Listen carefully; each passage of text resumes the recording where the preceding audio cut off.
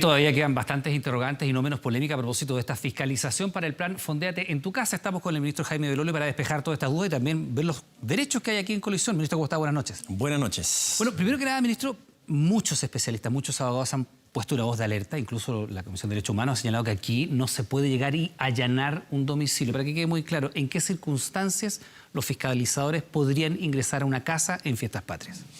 A ver, es obvio primero que todo que en estas fiestas patrias necesitamos cuidarnos. La idea de fiscalizar es precisamente el que no aumentemos los contagios. Es muy necesario que no haya un rebrote y particularmente en este 18 de septiembre yo sé que hay millones de personas a las cuales les ha costado muchísimo esta pandemia, han perdido sus trabajos, otros han perdido sus familiares, los trabajadores de la salud han hecho una labor encomiable. Entonces, obviamente tenemos que portarnos bien para este 18 y de ahí la fiscalización. Pero es imposible, por más cantidad de fiscalizadores que tengamos, sin el compromiso de las personas, esto es imposible.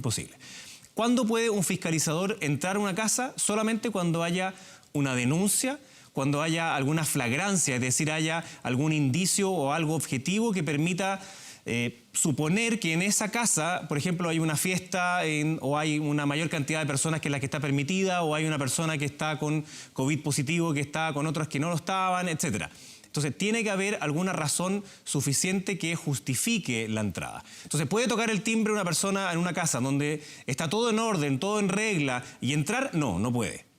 Si es que hay algún indicio, una denuncia o alguna flagrancia, puede venir alguien de la Seremia de Salud, pero en este caso lo que va a ocurrir es que va a estar siempre acompañado de alguien de Carabineros. Entonces, párame ahí un minuto, ministro, porque la denuncia puede ser una denuncia incluso maliciosa. Sí. ¿Verdad? Un vecino podría tener una rencilla con otra persona y decir, ¿sabe que están haciendo una fiesta en la casa tanto? E ir los fiscalizadores y pedir ingresar porque ya hay una denuncia, aunque esta no sea verosímil o sea real. ¿Cómo evitar esas circunstancias? Eso tiene que ver también con el criterio de quienes hacen la fiscalización. Entonces, claro, si alguien hace una denuncia maliciosa... Lo que tú dices, es que la flagrancia siempre se puede ingresar a un domicilio si hay un delito flagrante. Carabineros puede hacer. Carabineros siempre puede entrar cuando hay un delito flagrante. En este caso, los fiscalizadores, que van a ser Carabineros, va a ser la PDI, y también los Seremias de Salud y todos los inspectores de la Seremia de Salud, así como también los inspectores municipales que están en comisión de servicio para la Seremia de Salud, también pueden hacer fiscalizaciones del cumplimiento de las medidas sanitarias. Entonces, claro, ellos siempre, además, eso es súper importante, tienen que estar identificados. Es decir, van con la vestimenta propia del fiscalizador. No puede venir cualquier persona vestida como cualquier cosa sin identificarse previamente.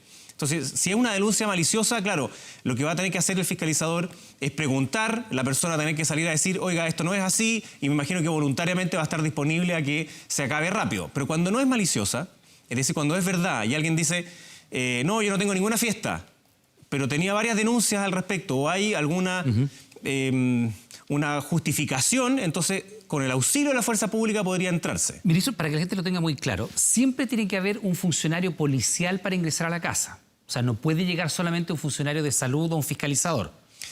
Tiene que ingresar con un funcionario... Por eso, si yo estoy en mi casa y supongamos que tengo ruido en la casa que estoy celebrando, como está permitido, 5 personas invitadas, y llega un fiscalizador, yo tengo que exigir que haya un carabinero para ingresar a mi casa.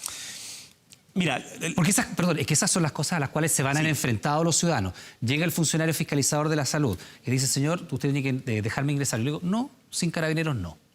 ¿Eso está correcto? Eso está correcto. Eventualmente un fiscalizador sanitario podría entrar sin carabineros. ¿En qué circunstancias? Porque ahí se produce la inviolabilidad del hogar. Exacto, pero es cuando hay una flagrancia, no solamente en el ámbito de delito, sino que también hay una falta que se entiende como grave y por tanto podría entrar. Pero la persona perfectamente puede decir, no, creo que usted se identifique, y esa persona, el fiscalizador, lo que va a hacer es llamar a carabineros. Entonces, nunca una persona de salud puede ocupar la fuerza, jamás. La única manera en la cual se puede entonces entrar a una casa, si es que la persona no voluntariamente lo accede, es con carabineros. O sea, repito, sin un carabinero yo me puedo negar. Así es. Perfecto. Te puedes negar y lo que tiene que hacer el fiscalizador es esperar a que llegue carabineros para poder entrar. Ahora, ministro, claro, usted dice si es que se sabe que una persona tiene COVID y está reuniéndose con otras personas. Eso también, por ejemplo, si se sabe esa información, no vulnera los derechos de privacidad del paciente. Yo, como paciente infectado con coronavirus, puedo exigir que esa información que es sensible no sea conocida por los vecinos del condominio o por un fiscalizador, ¿o sí? Efectivamente no es conocida por los vecinos del condominio, pero los fiscalizadores de salud sí tienen que tener la información, así como la tiene también Carabinero, porque, por ejemplo, en la trazabilidad, y esto lo ha hecho hoy día la Seremia de Salud, hasta la fecha han fiscalizado más de 65.000 hogares. Precisamente en el cumplimiento de la cuarentena, que es obligatorio para aquellos que tienen COVID, así como sus contactos estrechos. Entonces, Las personas de salud, que tienen el deber de guardar la privacidad, sí tienen esa información. Pero los vecinos no tienen por qué tener esa información. Claro, porque la fiscalización podría perfectamente producirse eso que es vulneración de un derecho de privacidad del paciente. Ministro, para que quede muy claro, fiscalizadores de la salud, ¿los guardias municipales también? ¿Seguridad ciudadana? No, los guardias municipales ¿En ninguna circunstancia? no tienen la facultad de fiscalizar este tipo de situaciones. Los únicos que pueden son inspectores municipales que están en comisión de servicio hacia las CRM de salud. Ellos también son como si fueran inspectores de la propia CRM de salud. Pero de nuevo, tienen que estar completamente identificados como tales y igual que con el caso de los fiscalizadores de salud, para entrar a un hogar, cuando una persona se opone, tiene que ser necesariamente con carabineros. Ministro, ya vamos a ir al tema del plebiscito, que es muy relevante, pero quiero preguntarle globalmente, ¿no se le ha dado una mirada crítica a lo que ha sido la implementación del plan Fondéate en tu casa? Porque la verdad es que ha habido comunicaciones erráticas, hay que decirlo, ¿no? La primera interpretación que se dijo fue prácticamente que se levantaban las cuarentenas, después hubo que hacer 3 o 4 comunicaciones distintas y sabemos que quien se explica se complica. Si el mensaje fuese claro, con una vez bastaría. ¿No hay detrás de esto a lo mejor una visión un poco errática de lo que va a pasar este 18? Se lo pregunto porque mucha gente sostiene que aquí se está implementando un estado de vigilancia excesivo. Si llega gente a mi casa, el ministro recomendaba el otro día, anoten en un cuadernito. O sea, tengo que tener anotado a la gente que va a mi casa, los celulares que va a la casa, se pierde mucha privacidad en función de la salud pública. ¿Qué está pasando con eso? A ver, aquí nos han criticado por mucho y por poco. Y efectivamente al inicio... Pero se asume que hay mensajes erráticos, ¿no? Nosotros asumimos que había una confusión en el mensaje que habíamos transmitido y por lo mismo con el ministro París dijimos que pedíamos disculpas a la ciudadanía y entonces sacamos, por ejemplo, esta guía que hoy día está en la página web en www.gov.cl/Fondéate, donde sale absolutamente cada una de las cosas que se puede hacer y que no se puede hacer y se resume en algo tan sencillo como eso. Yo sé que no necesariamente me voy a enfocar bien en la cámara, pero es sencillo. Cuarentenas no se levantan, una comuna que está en cuarentena no va a tener el permiso de fiestas patrias. Las que están en transición, es decir, en fase 2, tienen un permiso de 6 horas que pueden ocupar solo una vez. Un día. O el 18, o el 19, o el 20. Y las comunas que están en fase 3, 4 o 5, ellas tienen los mismos permisos que tienen siempre, los permisos son adicionales, pero si quieren ir a una comuna que está en fase 2, también tienen que pedir el permiso y por tanto solo lo pueden ocupar una vez. Y también está la prohibición del traslado interregional, así como el traslado a segundas viviendas. Yo me he juntado el día de ayer con los intendentes de todo Chile y les pedimos esta fiscalización, no solo a partir de cuando se va a hacer el 17 los cordones sanitarios, sino que desde estos días ya empezó esa fiscalización. Y por ejemplo, en la región de Valparaíso se han devuelto más de 9.000 vehículos y se han sacado ya se han hecho más de 1.500 sumarios sanitarios de personas que estaban en estas segundas viviendas. Ministro, pero otros tantos miles sí ingresaron. Y de hecho le quiero preguntar por eso, antes que se nos vaya el tiempo, porque efectivamente el tema de la segunda vivienda ha sido todo un tema. Nosotros hemos visto tacos todos los días en las carreteras y efectivamente se está exportando el riesgo de contagio. Los alcaldes han dicho, por ejemplo, el alcalde de Algarrobo decía la semana pasada, ya tenemos más del 20% de la segunda vivienda ocupada. Se relajó la mano, no hay capacidad de fiscalizar. Las cuarentenas son sostenibles desde el punto de vista de la fiscalización todavía. Es la única manera que tenemos todavía, Iván. ¿Pero son sostenibles para fiscalizar? Cuando una cuarentena es demasiado larga, empieza a perder efectividad. Eso lo sabemos. ¿Está pasando eso? Y el caso de Argentina es evidente. Sin embargo, si nosotros no hacíamos nada, que es lo que pareciera sugerir algún tipo de experto, lo que iba a ocurrir es que algunas comunas que estaban en fase 3 o 4 iban a poder tener minifondas de 50 o 100 personas. Mientras otros iban a estar en cuarentena. Entonces, por sentido de realidad, lo que nosotros dijimos es mucho mejor regular. Y esta regulación es más estricta.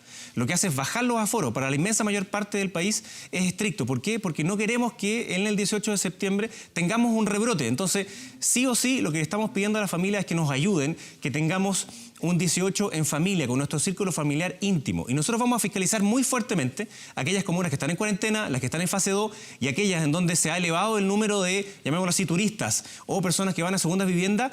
Por supuesto que se va a fiscalizar. Ahora y también el 18, 19 y 20. Ministro, también ha habido otros cuestionamientos a propósito de los pacientes coronavirus que pueden ir a votar. Usted decía, se va a resguardar el derecho de votación, pero el día del plebiscito yo podría, por ejemplo, si estuviera contagiado, ir a votar igualmente. Si voy en el traslado, estoy contagiado, digo, voy a ir a votar, es mi derecho. Yo considero que es un bien superior al bien sanitario. Voy a votar. ¿Me van a fiscalizar? ¿Me van a detener? ¿Me van a pasar un sumario? ¿Qué va a pasar conmigo? A ver, lo primero es que las personas que tienen COVID positivo y los que eventualmente no podrían votar ese día, no sabemos quiénes son. Sí, claro, porque los que hoy día están con COVID positivo van a poder hacerlo, inclusive después del 18, si hay alguna persona que se contagia también va a poder hacerlo, pero para nosotros es muy importante que las personas que tienen COVID positivo sigan teniendo la cuarentena que es obligatoria, así como sus contactos estrechos. Entonces, lo que dice la ley en esto, no es que uno tenga una interpretación distinta, sino que la ley dice que si llega un ciudadano a ejercer su derecho y está dentro del local de votación, tiene que poder hacerlo. Y luego, si está dentro del local. Si está dentro del local. Si está en el traslado, podría ser devuelto a su lugar de cuarentena. Si está en el traslado, podría ser detenido y, por tanto, devuelto a su lugar de cuarentena, lugar, o si está en una residencia sanitaria. Completamente. Y además, obviamente, ya si estaba fuera de su casa o de la residencia sanitaria, ya está incumpliendo y, por tanto, un sumario sanitario y también una presentación por el artículo 318 del Código Penal, que es los delitos de la salud pública. Entonces, si una persona con COVID positivo llega a votar, va a poder hacerlo si está dentro del local, pero después, por supuesto que va a ser fiscalizado y puede ser llevado detenido, sumario sanitario y también el artículo 318. ¿Por qué es esto?